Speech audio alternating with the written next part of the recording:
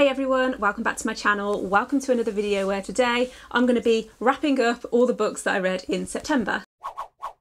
So I'm not going to lie to you, when I filmed this video last month, it was stressful. I think because I didn't start my channel until the middle of the month, I hadn't really been making notes, and so I kept forgetting certain parts of the plot and how I actually felt about a book. So this month what I've done is I've kept notes as I've been going along, and so hopefully that'll help me remember more about how I actually felt about certain books, and I can talk about them in a little bit more detail. But we'll see how it goes. In total in September I read 8 books, and 3 of those were 5-star reads, so I'm pretty happy with that. Although one of those 5-star reads was a reread, so I kind of already knew that it was going to be 5 stars. Another of those books was an audiobook which had really good narration. However, I'm not sure if I'd read a physical copy of the book whether I would have gave it 5 stars. And my final 5-star read was actually a new favourite, so yeah, pretty good reading month in general. And I've also got some really good books on my October TBR, so if you didn't watch my last video where I actually picked my October TBR, then I will leave that linked up here and in the description so you can check that out too. As always, I will leave timestamps in the description down below, so if there's a particular book that you don't want to hear about or a particular book that you do want to hear about, then you can skip back and forth however way you like. Okay, so the first book that I read in September was The Hobbit by J.R.R. Tolkien, and I read this as part of the Tolkien Along read along, which I've spoken about many times on my channel, and I also have a whole vlog where I read The Hobbit and I gave my thoughts on it. So if you wanted to check that out, I'll have it linked in the description, and I'll also leave it linked somewhere on the screen here. This is a classic children's fantasy book about a hobbit called Bilbo Baggins who goes on this adventure with a group of dwarves. They travel across the world towards the Lonely Mountain, which used to be the dwarves' home. However, many years ago, a dragon called Smaug came down and invaded and basically stole all of their treasure, so the dwarves are on this quest to try and get that treasure back. This was one of my favourite books when I was a kid, and so I'm really glad that I enjoyed it just as much reading it as an adult. What I think is really great about The Hobbit is that because it's a children's book, it's a lot more accessible when you compare it to Lord of the Rings, which are very intimidating. The writing is quite dense and that little bit more complicated, whereas with this you can follow it quite easily, and I think it's a book that both adults and kids can enjoy. So yeah, 5 stars, absolutely loved it, would definitely recommend. The next book that I read in September was Children of Blood and Bone by Tomi Adeyemi, and I borrowed this from the library, so I don't actually have a physical copy of it, but this is a young adult fantasy set in a world where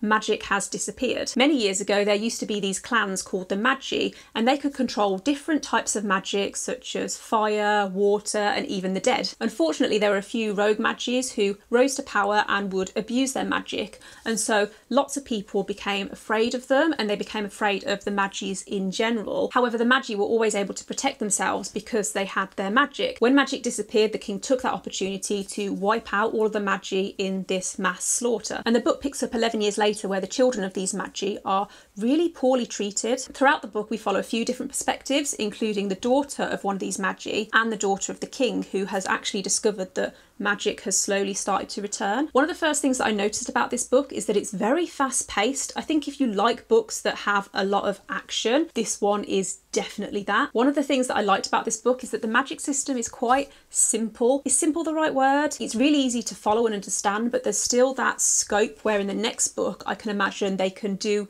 a lot more with it. I think I gave this book 4 stars in the end. I really enjoyed it, and like I mentioned earlier, it's so fast paced. However, I would have liked a few maybe quieter moments, and I would have liked to have seen more of the relationships developing, because there's a couple of like romances within the book. However, I do think that it's possible those could be explored more in the next book. If you're new to fantasy but it's a genre that you're looking to get into, then I would definitely recommend this. The next book that I read was The Dream Thieves by Maggie Stiefvater, and this is the second book in the Raven Cycle series. If you watched my last wrap up, then you'll know that I read the first book in the series, The Raven Boys, in August, and I didn't dislike it. I enjoyed it for the most part. I think I gave it 3 stars. I think one of my main problems was that it was very slow, and it's a very character driven story, and I noticed that in the second book that pattern kind of continues. Like, it's again very slow. The first 100 pages nothing really happens, but you do get that really good character development. The best way that I can describe this series is that it's about a group of friends. I think there's 5 of them. So we have Blue, who comes from a family of psychics. Although she's not psychic herself,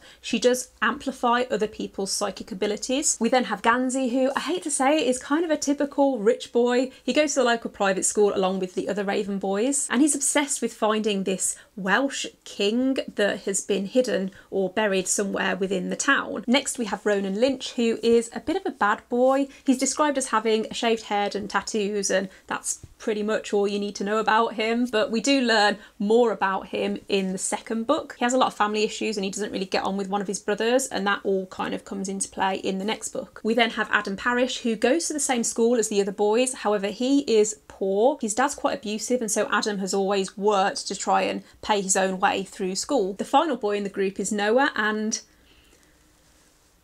I don't really know what I can say about Noah. He's just kind of there.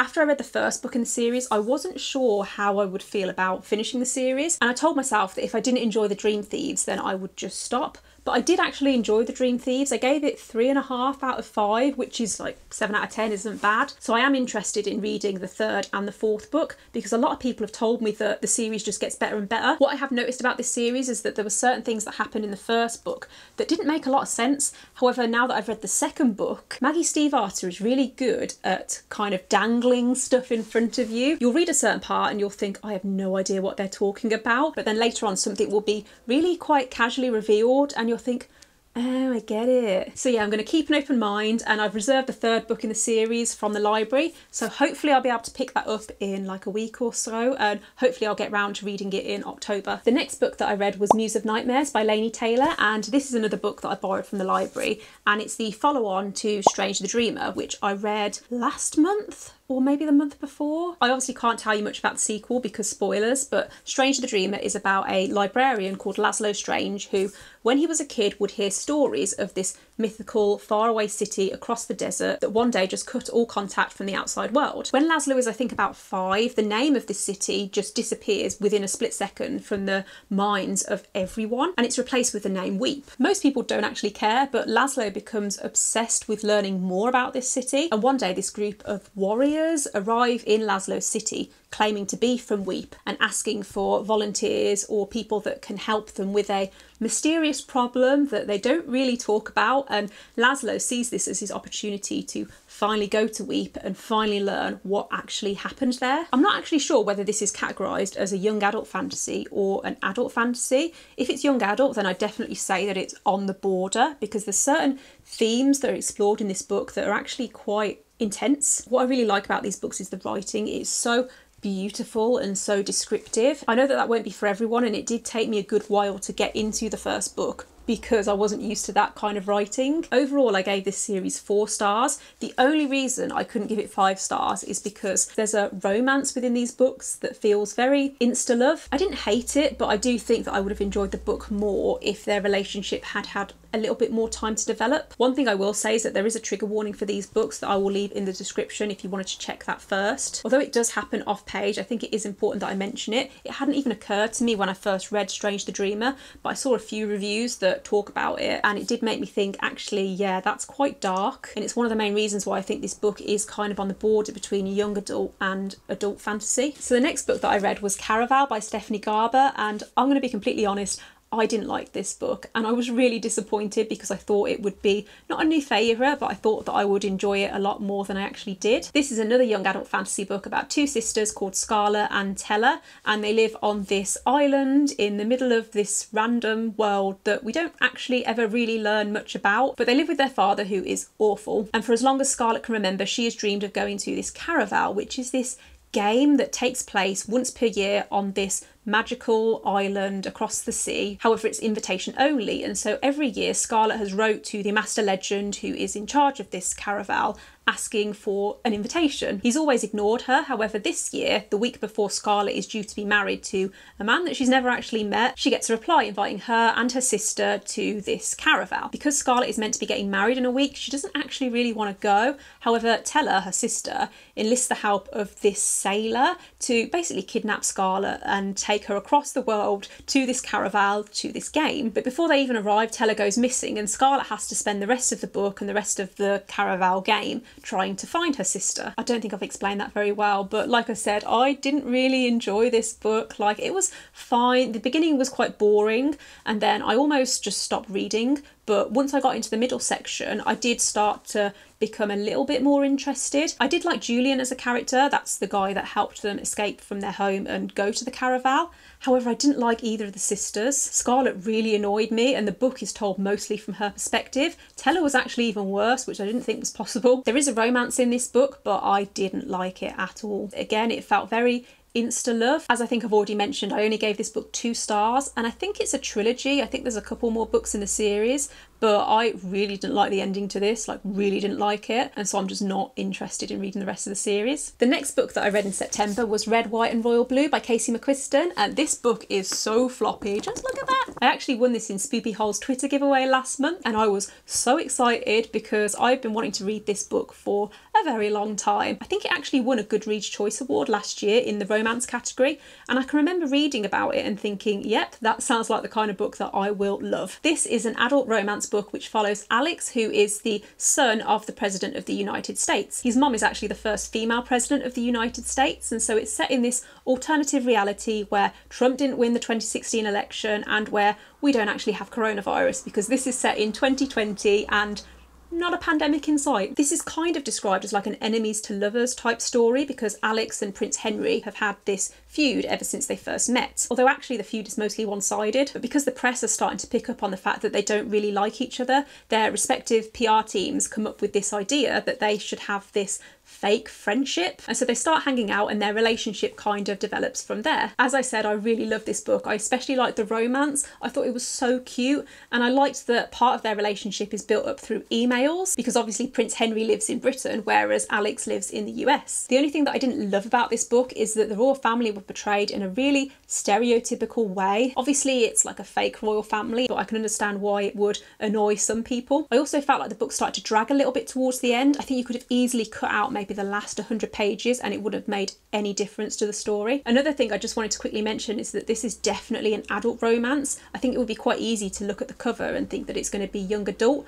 but there are quite a few steamy bits, and so yeah, it's definitely adult. But overall I did really enjoy this, and it has gone straight to the top of my favourite romance books that I've read this year. The final physical book that I read this year was Where the Crawdads Sing by Delia Owens, and I have had this on my TBR for pretty much most of the year. It's a book that I've seen so many people talking about on Instagram. I actually tried to borrow this book from the library back in February, but someone had already reserved it, and so I had to wait because obviously we then went into lockdown, and I added myself to the list to be notified when it was available, and it was a very long list. It took me a good couple of months before finally I got an email saying that it was available and I could go and pick it up. This book is set in a small town in the 1950s to kind of 1960s, 1970s, and it follows a girl called Kaya who is known by the local townspeople as the Marsh Girl. Kaya has had quite a hard life. She was abandoned by her family when she was quite young, and she's basically raised herself living in this marsh, and the book follows her from when she's about 5 or 6 years old right up until her as a young woman, kind of, I think she's about 22, 23. Alongside Kaya's story, we're also following kind of a murder mystery where this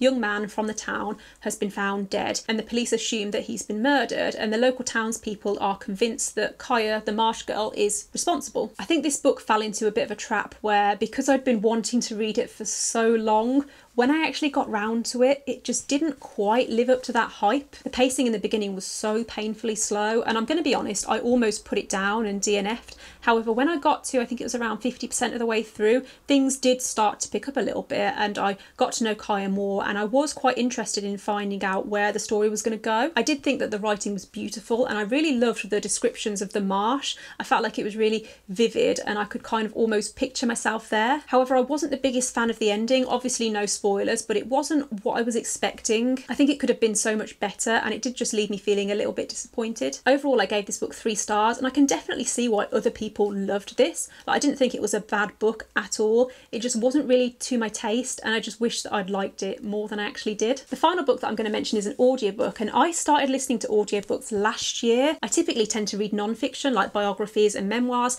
However, I've been wanting to branch out and read more fiction, and one of my friends actually recommended a thriller thriller called Behind Closed Doors by B.A. Paris. This is a really messed up domestic thriller about a couple who they have been married for about a year, and to the outside world they seem to be pretty perfect. He's a lawyer and she always looks so perfectly put together, and most people are pretty jealous of them. However, as we go through the book, we learn that things aren't actually how they seem behind closed doors. The book is actually told from the perspective of the wife, whose name I can't actually remember, but it flicks back and forth between her meeting her husband for the first time and her in the present and what their life is actually like. Huge trigger warnings for this book because, oh my goodness, it is messed up. You might be able to tell from the summary of this book that it is about domestic abuse, and there's also a really horrible case of animal cruelty that I think you need to be prepared for going into it, because it was not nice. I really liked the way that the narrator was able to differentiate between the different voices, especially Jack, the husband, because whenever she did his voice, it was very